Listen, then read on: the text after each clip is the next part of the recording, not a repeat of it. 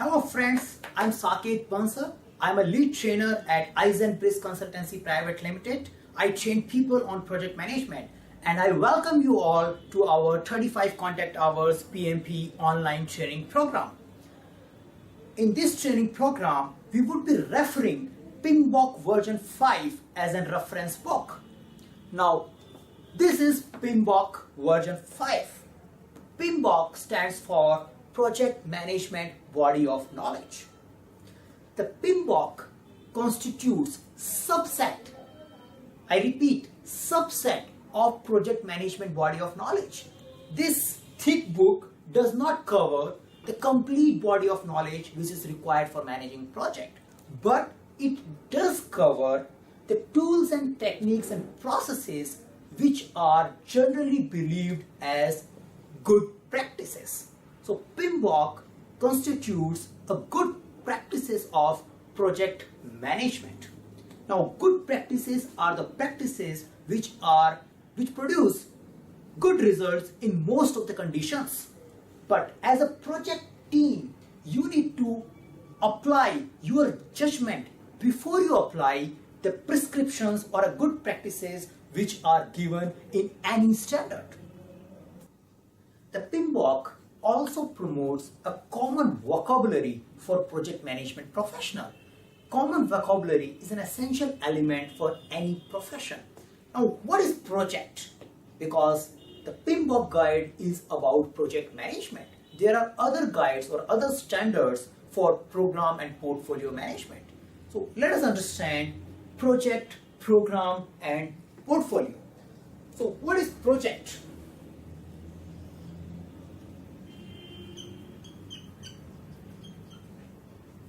Project has a characteristic of temporary nature.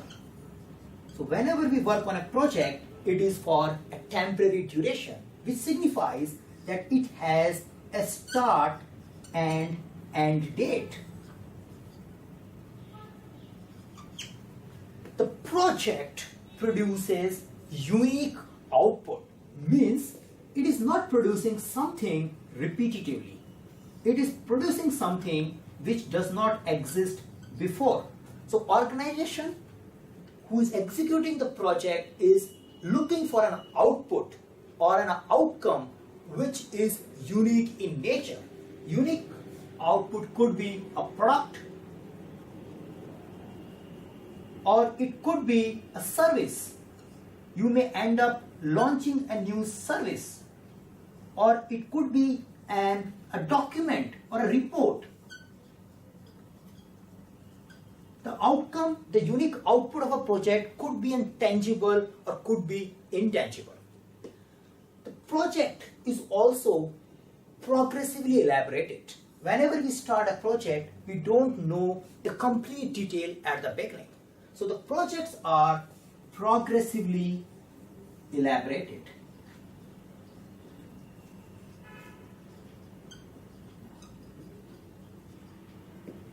Now, why do we do these projects?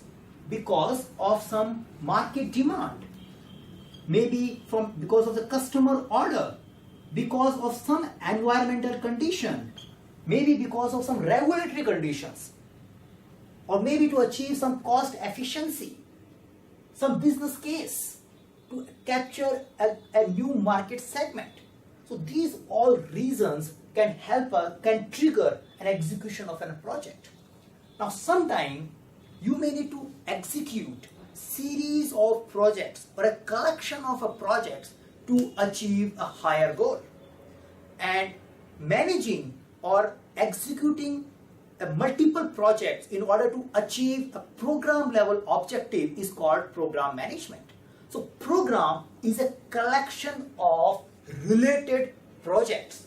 So we may have multiple projects in a program, and each particular project will have their own goals, but they need to be managed and coordinated in a way so they achieve a program level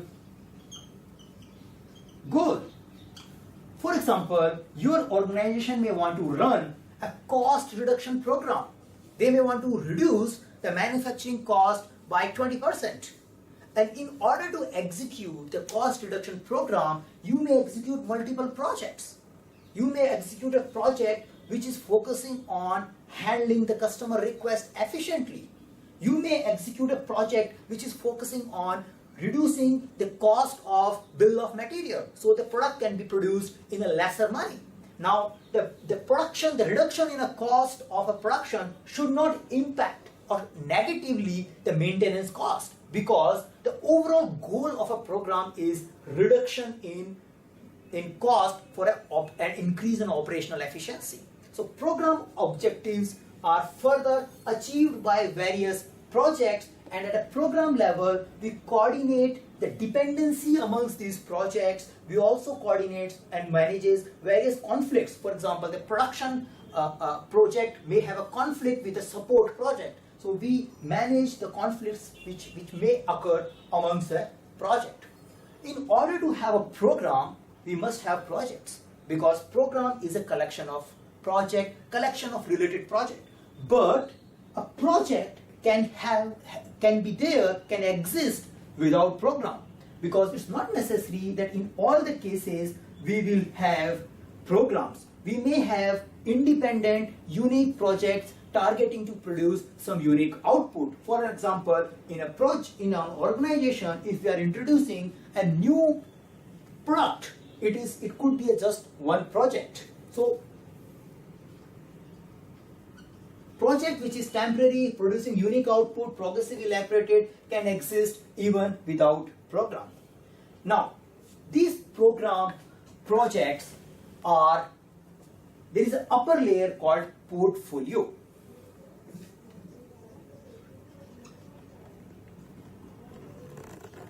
Now, portfolio is at organization level thinking or a strategy to achieve organizational strategic goals.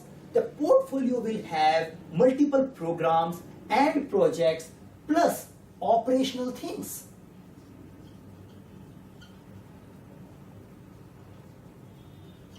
Now, the goal or the go ahead for a new project comes from portfolio decision. So portfolio, we can think like that we have a limited amount of money in a company. The resources are never unlimited. The organization has to decide what mixture of project, program and operation gives them the maximum benefit or meets their strategic goal. The strategic goal could be a profit maximization, and strategic goal could be achieving a market share. So if I want to achieve a bigger market share in a given time frame, I may use a collection of projects, program and my current operational work to achieve my strategic objective. So the portfolio is a collection of program, projects, operations, and the goal of portfolio is usually maximizing return on investment or increasing customer satisfaction or getting a bigger market share, or could be a diversification, etc., etc. This goal is important because which project will get a funding usually depends upon the portfolio goals, because we will get always multiple proposal for a project. Now we see that in a portfolio we have operations and project. You may wonder how these two things are different or related with each other. Now, operation is kind of a going concern which will keep happening endlessly. For example, if you are producing car, you would keep producing it endlessly. That's an operation. A manufacturing company producing car will keep manufacturing cars. So they will have an operation called manufacturing.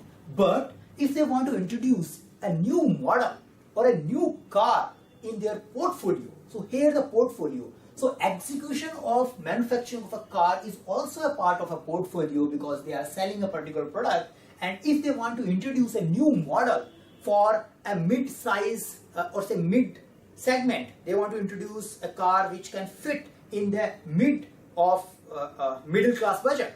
For that, they may design a project team which develop a new car model, and this car will get introduced first by the project team. So project get conceptualized to introduce a new particular product, and this product, as this project as well as this operation, is part of the portfolio.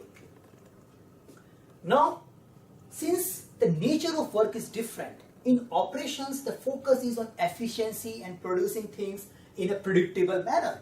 The focus at a project is all about giving a product which can meet the market requirements, and since the requirements are not that crystal clearly defined, they will get progressively elaborated throughout the project. So that is why the techniques which are used in a project management are different from operational management.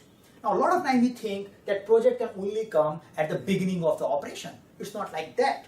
For example, if there is an existing car model and if it is facing some performance problem or a cost efficiency problem, we want to enhance the existing model so it can be produced in a lesser amount of cost.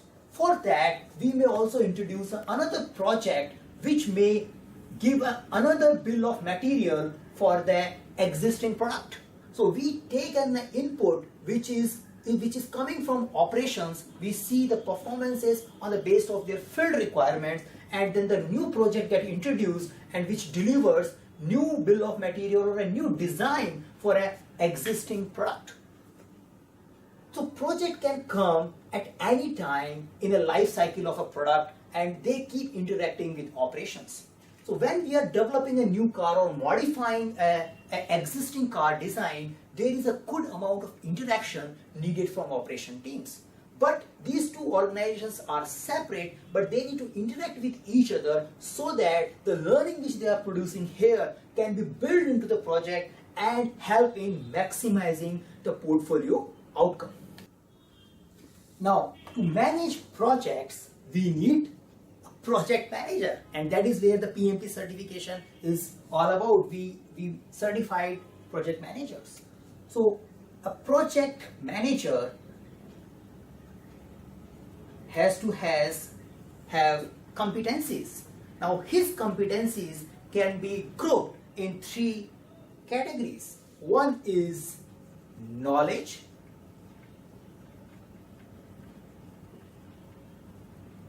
the other is performance,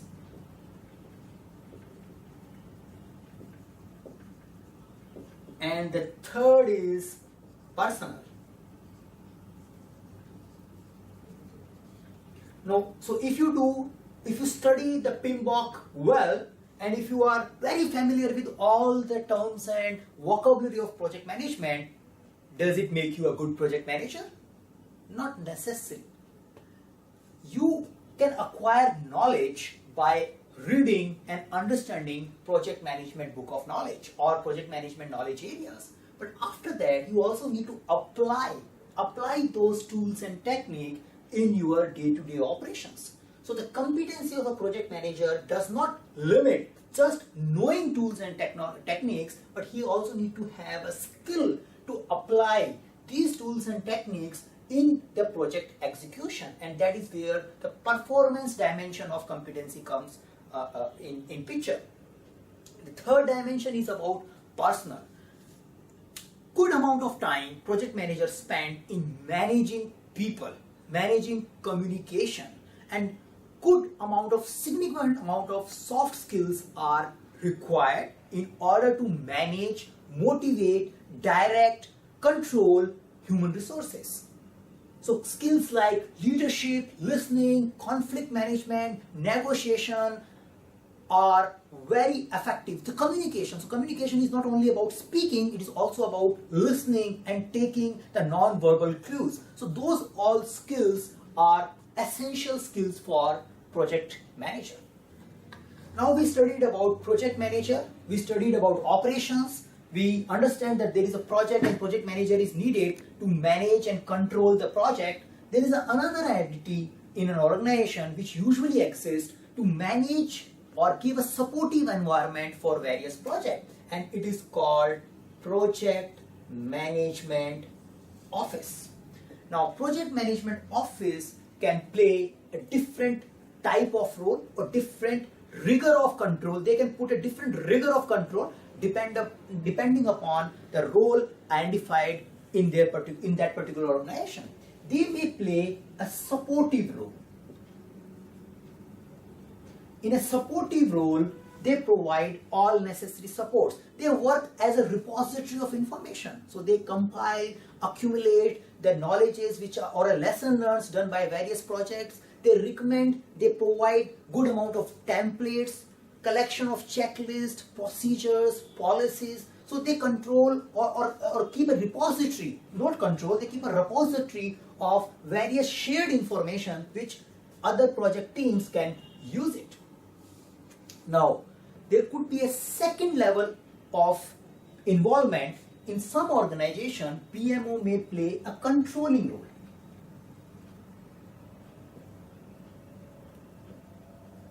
In a controlling role, they are more than a repository.